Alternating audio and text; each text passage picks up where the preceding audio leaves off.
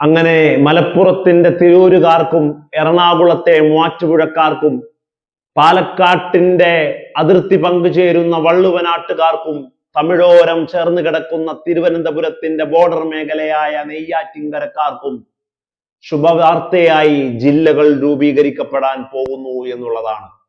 14 ജില്ലയിൽ നിന്ന് 18 ജില്ലയിലേക്ക് കേരളം അതിനെ എക്സ്പാൻഡ് ചെയ്യുമ്പോൾ സംഭവിക്കാൻ പോകുന്ന കാര്യങ്ങളാണ് ഇന്ന് രാഷ്ട്രീയ കേരളത്തിൽ. അതുപോലെ തന്നെ ഭൗമശാസ്ത്ര വിദഗ്ധർ കൃത്യമായി കാര്യങ്ങളെ വിലയിരുത്തുന്നത് നമുക്കിപ്പോൾ കാണാൻ സാധിക്കും.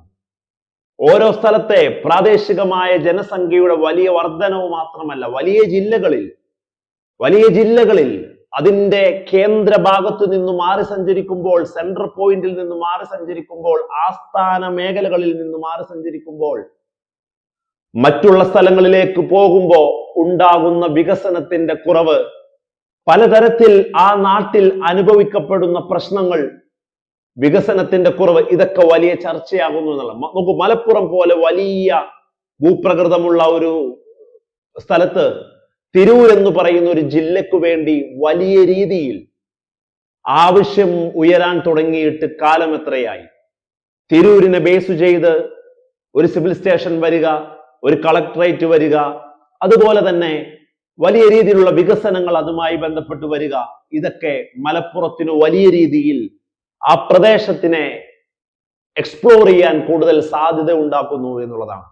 അതുപോലെ തന്നെ മൂവാറ്റുപുഴയിലേക്ക് വരുമ്പോൾ എറണാകുളം എന്ന് പറയുന്ന വലിയ ജില്ലയിൽ കിഴക്കൻ മേഖലയായ കോതമംഗലവും മൂവാറ്റുപുഴയും തൊടുപുഴയുടെ താഴ്ന്ന പ്രദേശങ്ങളും ഒക്കെ ചേരുമ്പോൾ കാർഷിക മേഖലയിൽ വളരെ ഫോക്കസ് ചെയ്യുന്ന, എറണാകുളത്തിൻ്റെതായ യാതൊരു ക്യാരക്ടറിസ്റ്റിക്സും ഹോൾഡ് ചെയ്യാത്ത ഈ പറയുന്ന കിഴക്കൻ മേഖലകളെ കേന്ദ്രീകരിച്ച് ക്രോഡീകരിച്ച് ഒരു ജില്ല വന്നാൽ അവിടെ കൃത്യമായിട്ടുള്ള പ്രശ്നപരിഹാരങ്ങൾ ഉണ്ടാക്കപ്പെടും, വികസനങ്ങൾ ഉണ്ടാക്കപ്പെടും, വലിയ രീതിയിലുള്ള ആകർഷണം ഉണ്ടാക്കപ്പെടും.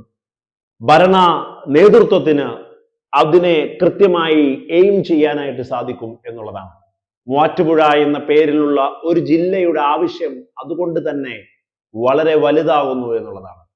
പാലക്കാടിന്റെ ഒരു സംസാര രീതി, ഒരു പ്രത്യേക സംസാര രീതി പോലുമുള്ള, വള്ളുവനാടൻ ശൈലി പോലുമുള്ള സ്ഥലമാണ് മലപ്പുറത്തിനോടും പാലക്കാടിനോടും ചേർന്ന് കിടക്കുന്ന ആ ഗ്രാമപ്രദേശങ്ങൾ മുഴുവനും. വള്ളുവനാട് എന്നൊരു പേരിൽ തന്നെ ആ ജില്ല വേണമെന്നും ആവശ്യം ഉയർന്നു വന്നിട്ട് വളരെ കുറച്ചു നാളെ ആകുന്നുള്ളൂ. എങ്കിൽ കൂടി അവിടെ ഒരു ആവശ്യകത എടുത്തു കാണിക്കുന്നു എന്നുള്ളതാണ്.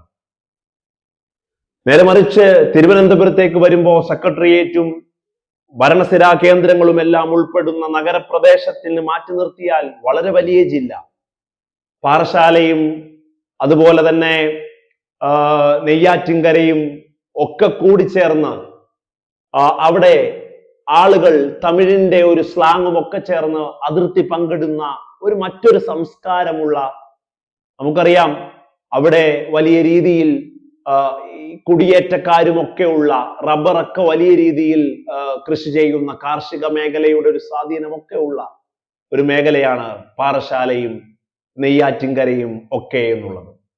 അപ്പോ ബാലരാമപുരം, അങ്ങനെ ഒരുപാട് സ്ഥലങ്ങളുണ്ട്. അതെല്ലാം ചേർന്ന് നെയ്യാറ്റിൻകര എന്ന ആസ്ഥാനം വെച്ച് ആ ഒരു പേരിൽ അവിടെയും ജില്ല വരണമെന്ന ആവശ്യം കൂടി ഉയർന്നു വന്നതും കുറെ നാളായി എന്നുള്ളതാണ്. അങ്ങനെ തിരൂരും വള്ളുവനാടും മൂവാറ്റുപുഴയും നെയ്യാറ്റിൻകരയും ഓരോ ജില്ലകളായി മാറിയാൽ ആ നാട്ടിലെ വികസനം, ആ നാടിന്റെ ഭൗമശാസ്ത്രപരമായ ഉയർത്തെഴുന്നേൽപ്പ് കൃത്യമായി ഭരണസിരാ കേന്ദ്രങ്ങൾക്ക് അവിടേക്കുള്ള സഹായങ്ങൾ ഉറപ്പാക്കാൻ, ആ നാട്ടിലെ ജനങ്ങളുടെ അടിസ്ഥാന പ്രശ്നങ്ങളിലേക്ക് വളരെ പെട്ടെന്ന് എത്തിച്ചേരാൻ സാധിക്കുമെന്നുള്ളത് കൊണ്ട് തന്നെ മാത്രവുമല്ല, തിരുവനന്തപുരവും നെയ്യാറ്റിൻകരയും നോക്കുമ്പോൾ തിരുവനന്തപുരത്തിന്റെ യാതൊരു സ്വഭാവ സവിശേഷതകളും ഹോൾഡ് ചെയ്യാതെ ഗ്രാമാന്തരീക്ഷത്തിലേക്ക് മാറിക്കിടക്കുന്നതാണ് നെയ്യാറ്റിൻകരയും ചുറ്റുപ്രദേശങ്ങളും.